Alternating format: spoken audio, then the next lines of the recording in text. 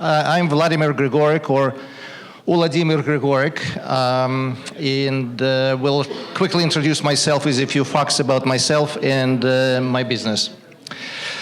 Born 1962 in Volkovysk, Khrodno region, raised in Soligorsk, studied radio physics and electronics in Belarusian State University, graduated 1984, work in Baran, Orsha, in Minsk.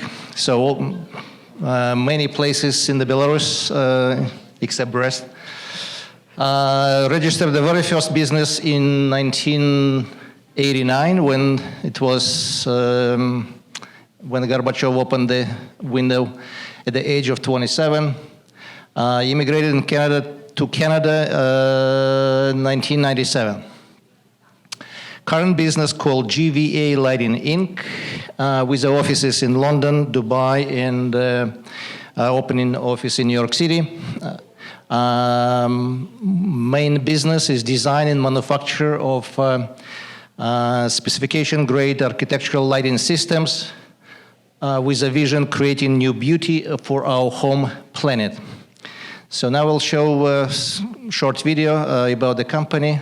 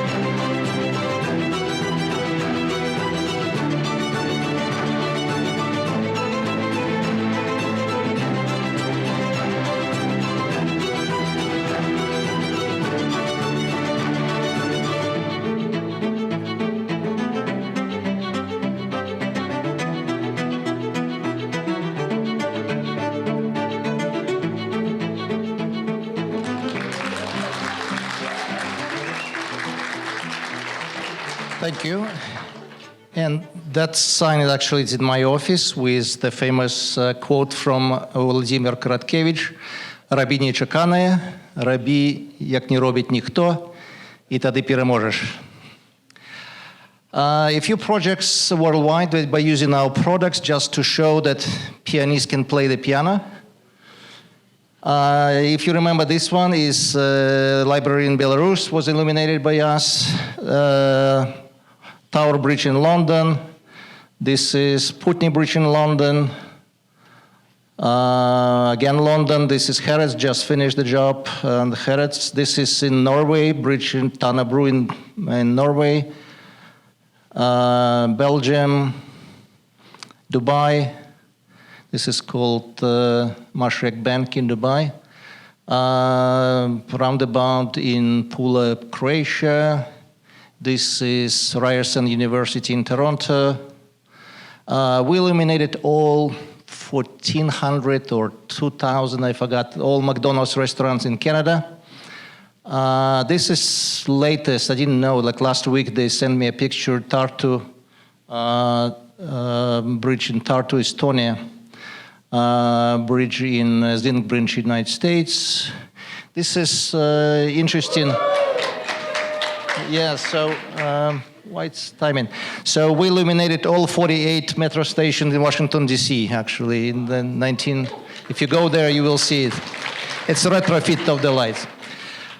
This picture is Paris Pont Neuf, the oldest bridge. My lovely wife and I, standing there inspecting the light for this because Paris is preparing herself for Olympics this year. It's July, August this year. So they illuminate a lot of infrastructure projects, and we're part of that. This is mock-up. It's supposed to be installation completed by end of this month. This is installation to illuminate the Arc of Triumph. It's not done deal yet, but hopefully we will.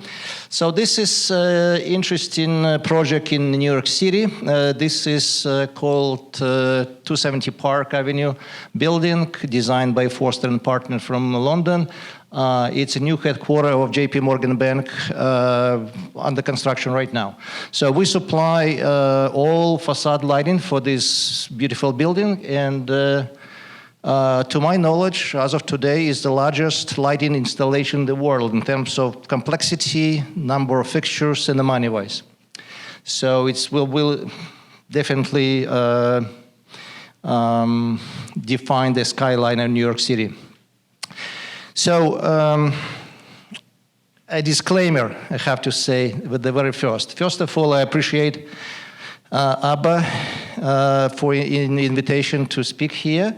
However, I don't believe I am qualified to do any business advices here for a number of reasons. So first of all, I believe that I'm not that successful businessman, or in business is okay. It can be better all the time. And I don't know, it's, I'm not business guru like, you know, lately you can see on YouTube number of business advisors say, with a look of tired gurus, like the after 10 generation of the Medici family, saying 3 ways of making your business successful, or 7 ways to get rich in 3 days, or something like that. Right? I'm sorry, that's I'm not that guy.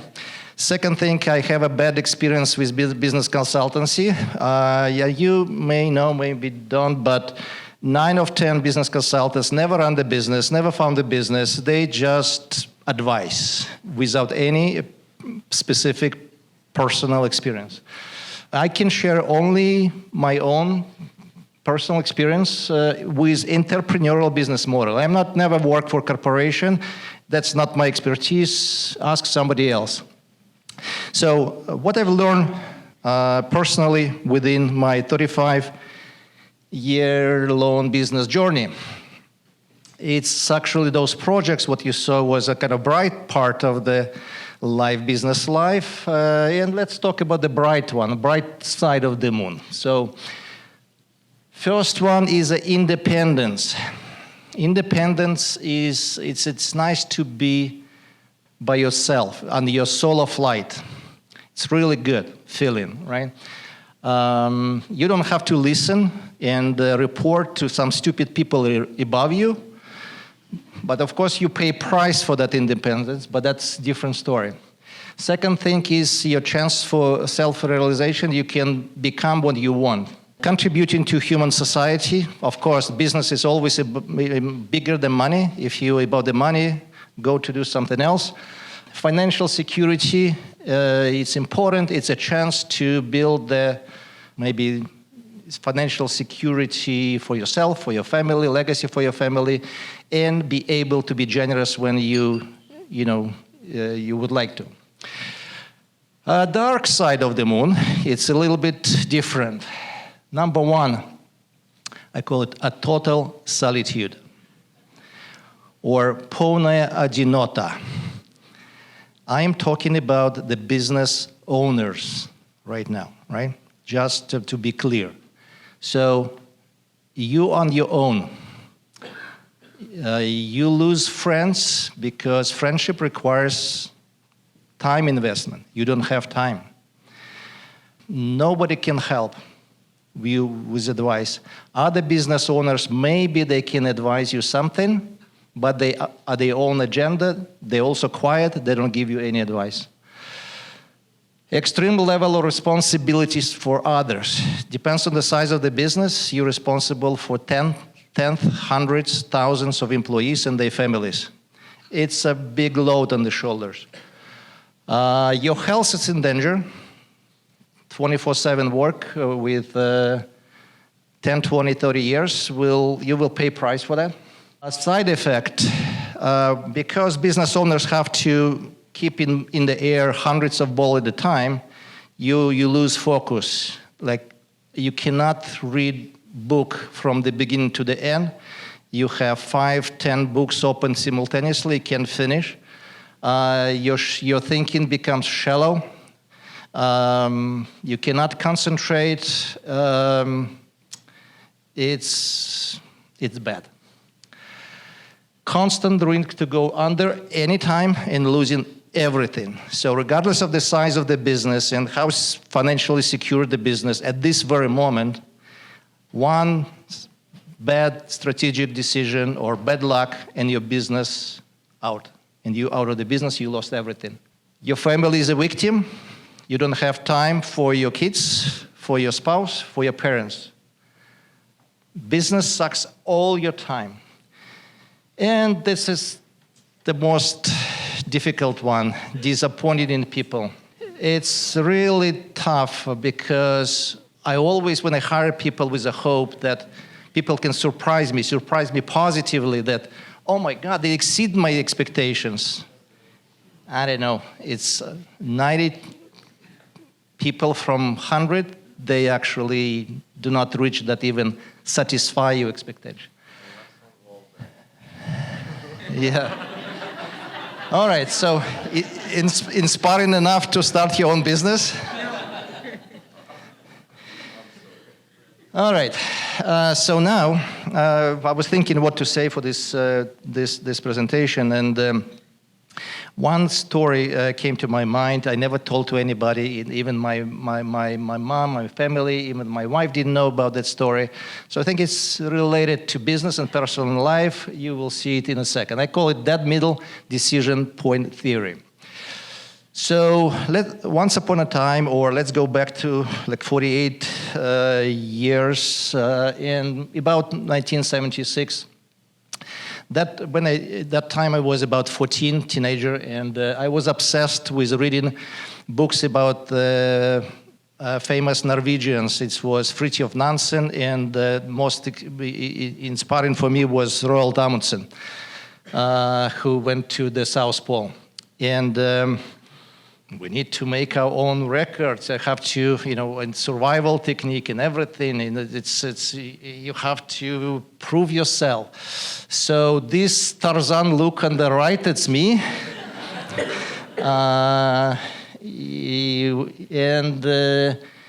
That's an interesting place. So that time we lived in Soligorsk, and this is picture of the Soligorsk water reservoir, or Soligorska водосховище. And I decided one beautiful sunny Saturdays in summertime, I decided to cross the lake, like swim across the lake and come back, and then I make a first check mark in my accomplishment book, to be, so Roald Amundsen would be proud of me. So that's a map, a current map from Google Map. So you can see here the Soligorsk on the top. The scale on the right is 1 kilometer.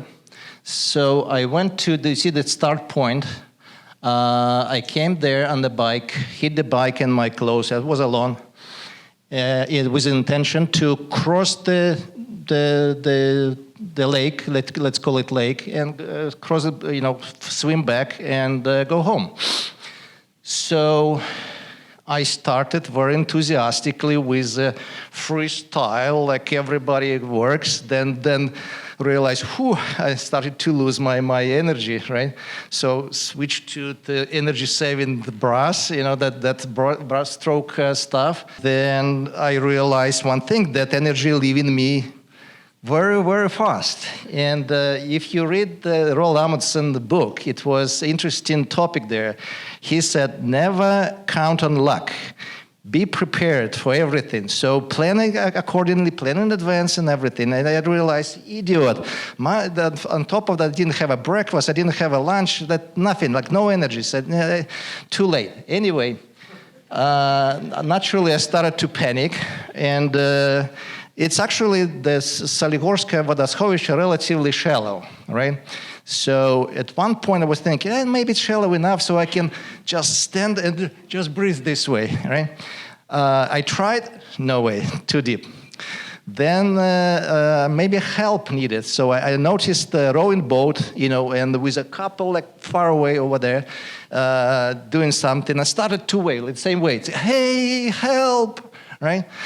But they were busy with kissing and whatever they were doing there on that boat, they ignored me. So I realized I'm on my own. I have to survive by myself. And basically, that's you come into that point. So I left right, I left forward, I left to the back, and realized I'm in the middle of the lake. So I have a choice. So either,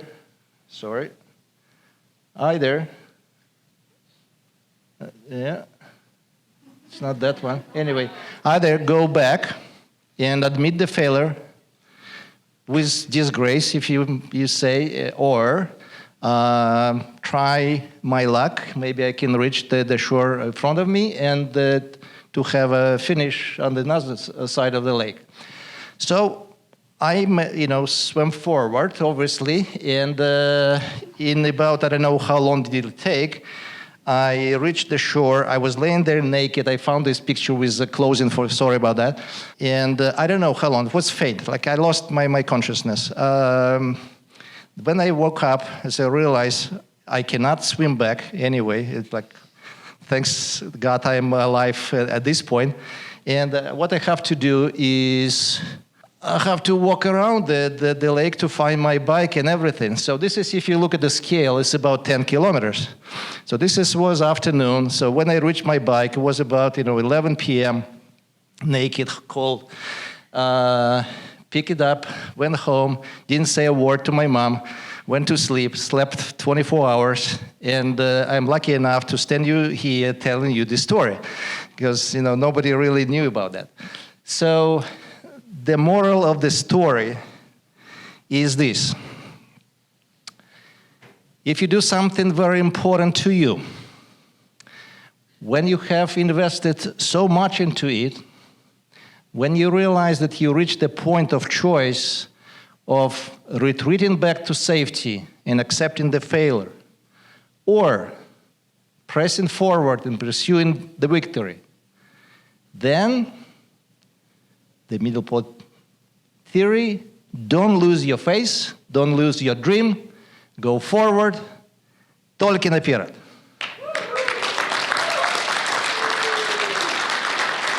Thank you.